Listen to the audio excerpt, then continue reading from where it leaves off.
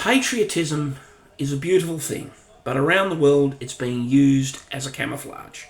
People drape themselves in their national colours, raise their voices, beat their chest, and insist they're defending their homeland, when really they're defending their own fear. And Australia is not immune to this. We see it here, we see it everywhere.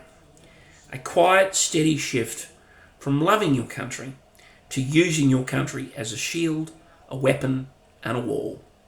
That's not patriotism. That's nationalism dressed up for the cameras. Patriotism says, I love this place, so I want to make it better. Nationalism says, I love this place, so I need someone to blame for what's wrong with it. Patriotism is rooted in the country. Nationalism is brittle. Patriotism builds community. Nationalism just builds enemies. And the people pushing nationalism the hardest in every corner of the world are the ones that claim to love their country the most. They wrap themselves in a flag-like armour. They shout slogans like warnings. They pretend unity can be forced and belonging can be policed. But here's the truth they can't outrun. If your pride depends on creating outsiders, it isn't pride. It's insecurity with a paint job. And insecurity has never built a nation worth inheriting. Look at the moments we celebrate in Australia and everywhere else. They were born from courage, not fear, from generosity, not suspicion, from people who believed their country could be bigger, fairer, more open, and more honest. Not smaller, not angrier, not divided. But nationalism thrives on division. It needs it. It feeds on it. It tells you that the real citizens look a certain way, sound a certain way, think a certain way. It tells you that disagreement is betrayal.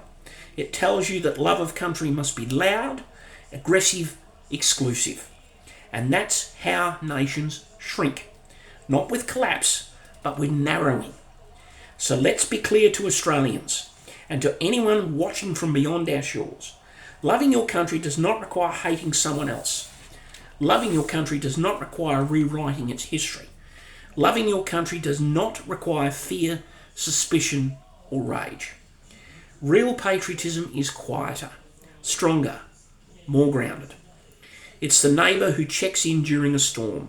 It's the volunteer who shows up when no one else is watching. It's the teacher who sees potential in every child. It's the community that refuses to leave anyone behind. That's the Australia we believe in. And it's the version of that every nation should be fighting for. So here's the message to the loudest voices in the world who confuse nationalism for patriotism. You don't own the flag, you don't own the story, and you don't own the future. Patriotism builds, nationalism burns, and the world deserves builders.